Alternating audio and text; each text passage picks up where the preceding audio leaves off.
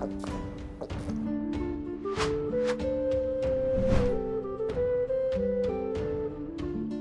Moin, hallo und herzlich willkommen zu einem neuen Video hier auf meinem Kanal. Heute gibt es hier eine Runde Shakes and Fidget. Ich hatte letztes Mal nachgefragt, was für Videoideen ihr gerne sehen wollt, beziehungsweise was ihr gerne von Shakes and Fidget sehen wollt, ob ihr irgendwelche Ideen, Vorschläge oder sowas für mich habt.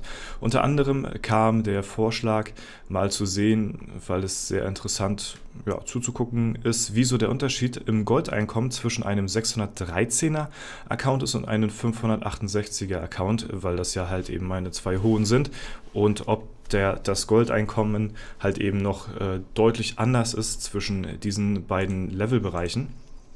Und auf die Thematik werden wir jetzt heute mal eingehen. Wir haben es jetzt Gold-Event, ja. Das muss man dazu sagen, also das Goldeinkommen ist sowieso nochmal erhöht zum normalen Goldeinkommen, wenn es halt ohne Event ist. Und ich habe beide Accounts auf 0 Gold runtergespielt jetzt erstmal und werden gucken, was wir zuallererst mal mit der Alu schaffen, und dann gucken wir mal rein, was wir noch mit dem Glücksrad und mit dem Hütchenspieler noch on top bekommen. Deswegen würde ich mal sagen, fange ich mal an. Ihr seht das Ganze wahrscheinlich im Zeitraffer oder gecuttet, werde ich mal sehen, mal gucken. Und dann werde ich jetzt erstmal hier auf beiden Accounts meine Abenteuerlust spielen. Bis gleich.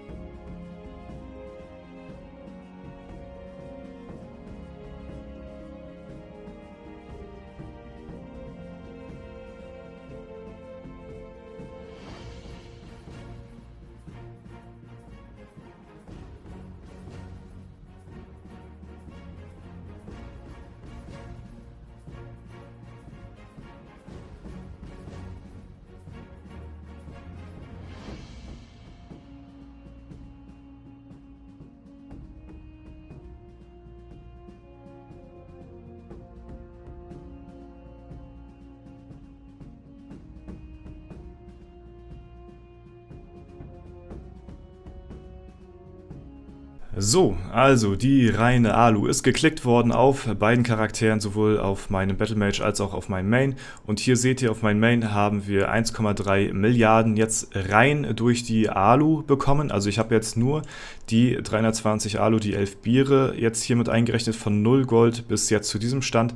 Und auf dem Battlemage ist es fast dasselbe geworden. Man muss dazu aber auch sagen, dass ab einem bestimmten Punkt nachher, wenn es Gold-Event dann ist es fast schon identisch, ob man jetzt nun Stufe 700 ist oder, keine Ahnung, 550. Mit dem Gold-Event ist das nachher alles relativ ähnlich, sag ich mal. Die großen Unterschiede, die nachher erzielt werden können, sind tatsächlich nur beim Würfelspieler oder halt eben bei der Goldgrube, die wir jetzt auch mal hier gleich abholen. Das sind wirklich die Sachen, wo sich dann nachher ein großer Unterschied über das Gold-Event erstrecken kann. Ansonsten rein über die Alu ist es relativ identisch nachher ab einem gewissen Punkt. Und bei dem, wir verskillen das mal jetzt alles und dann setzen wir nochmal Glücksrad plus nochmal Hütchenspieler zusammen auf beiden Accounts, was natürlich komplett glücksabhängig ist, was wir bekommen, aber das sind zumindest die Sachen, die sich aus dem Level noch zusammensetzen, wo man noch, wo das Cap halt erst bei 632 ist, wo man halt dann erst wirklich sagen kann, ab hier an macht es dann auch keinen Unterschied mehr, da ist dann jeder identisch, aber bis dahin, hält sich das ja dann doch eher die Waage, was zumindest die Alu angeht. Und mal schauen, wie viel Glück wir haben. Wir verskillen nochmal unser ganzes Gold hier. Wir setzen nochmal alles auf 0. Ja, nochmal alles auf 0 hier. Zack, oh, wie schade. Und das gleiche machen wir jetzt nochmal hier auf dem Battlemage. Hier gehen wir auf Stärke, so. Genau, und dann werden wir mal schauen, wie viel Glück wir hier haben. Glücksrad ist natürlich auch identisch. Beim Gold-Event 75 Millionen. da ist es halt wirklich nur der Hütchenspieler, der halt dann entscheidet, ne? Also ja, für die Leute, die das mal sehen wollten, wie das so aussieht, was so der Unterschied ist, wie gesagt, rein rechnerisch kein großer Unterschied in der Alu selbst. Und jetzt gehen wir nochmal ins Glücksrad rein. Einmal, zweimal haben wir hier jetzt den Erfolg. Ja, bei zweimal ist es dann auch geblieben. Und dann schauen wir nochmal, ne, jetzt müssen wir hier hin. Schauen wir nochmal, oh, das ist natürlich sehr nice, was hier jetzt der Hütchenspieler zu bieten hat. Und hier bekommen wir direkt den Fünfer-Pasch. Ja, den würde ich gerne auf meinen Main sehen wollen. Hier auf dem Battle Mage ist es noch relativ verhalten. Auf dem Main, wenn ihr Stufe 632 seid, dann könnt ihr mit dem 5-fach-Bonus, da gibt es ja auch ein Cap, ne, das ist ja wie gesagt bei 632, Maximalgewinn 500 Millionen. Ja, 500 Millionen. Und das ist denn zu meinem Account hier schon ein Unterschied, ne? Wenn ich hier jetzt einen Fünfer hitten sollte. Das wäre natürlich auch ganz spannend. Ich weiß jetzt nicht aus dem Kopf, was ich hier bekomme, aber das sollten jetzt hier schon über 400 Millionen sein, wenn ich einen Fünfer-Pasch hitte. Ne? Das ist natürlich schon hier ein großer Unterschied. Aber den muss man natürlich auch erstmal würfeln. Ne? Ich bekomme auf meinen Main selten mal einen Vierer-Pasch zum Gold-Event. Das ist wirklich schon sehr, sehr selten. Und einen Fünfer-Pasch hatte ich zum Gold-Event bisher noch nie gehabt. Ja? Auf meinen Main. Nicht auf dem Battle Mage, aber auf meinem Main habe ich zum Gold-Event das Ganze, also das habe ich noch nie gehabt. Vielleicht ändert sich das, dieses Video. Das wäre ein super geiler Vergleich, falls das jetzt eintreffen sollte, aber ich glaube rein durch den Glücksfaktor haben wir jetzt hier auf dem Battle Mage einen höheren Gewinn erzielt als auf meinem Main. Werden wir aber mal schauen. Wir fangen hier genauso an mit dem Glücksrad. Vielleicht haben wir hier ein bisschen mehr Glück beim Glücksrad. Ja, zweimal haben wir es auf dem Battle Mage gehittet. Hier haben wir es nur einmal. Das ist leider sehr, sehr schlecht. Das ist unter dem Durchschnitt, weit unter dem Durchschnitt. Vielleicht kriegen wir hier aber dafür ein bisschen mehr raus. Und ich habe aber die Befürchtung, dass ich hier bei dem Video auf dem Battle Mage wahrscheinlich mehr Gewinn machen werde als auf meinem Main. Ja, so traurig das auch sich anhört, es wird wahrscheinlich so sein. Das Einzige, was jetzt über das Gold-Event jetzt weiter hinaus carried, das seht ihr natürlich nicht. Das ist die Goldgrube, weil die hole ich wirklich fast jede Stunde ab auf meinem Main. Das dauert auf dem Battle Mage noch viel zu lange. Hier ist die auch erst auf 81.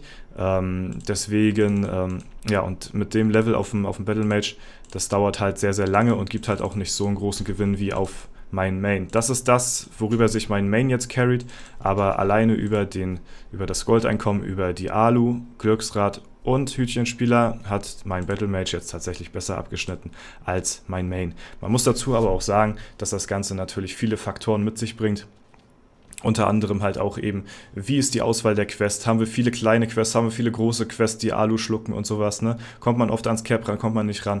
Wie ist es mit dem Hütchenspieler? Hat man dann Glück, hat man Pech, Glücksrad, ne? Es sind viele Faktoren, die da zusammenspielen. Deswegen kann man nicht so einen festen Punkt jetzt festmachen, sag ich mal. Das Einzige ist halt wirklich die Goldgrube, die carried. Die ist halt deutlich effizienter als ja, hier auf Battle Mage, und das seht ihr halt eben nicht, das habe ich im Video nicht gezeigt, die hole ich halt auf meinem Main jede Stunde ab, ne? Weil da halt die Goldgrube dann auch schon fast voll ist und hier dauert es halt deutlich länger. Ja, das ist das Video zum Gold-Event auf meinen 2 Charts. Ich hoffe, ihr fandet es interessant, ich hoffe, ich konnte damit so ein bisschen die Frage beantworten und ja, ihr seht, zumindest zum Gold-Event sind keine großen Unterschiede da, ne? Vielleicht hätte man das auch außerhalb des Gold-Events drehen müssen, so wenn normale Tage sind in Shakes and Fidget, ne, und kein Gold-Event gerade am Start ist, aber ansonsten so sieht es halt aus und das war mein Video dazu. Wenn es euch gefallen hat, lasst gerne eine Bewertung und Kommentar dazu da. Ansonsten wünsche ich euch noch einen super schönen Tag. Vielen lieben Dank fürs Zuschauen. Haut rein und bis zum nächsten Mal.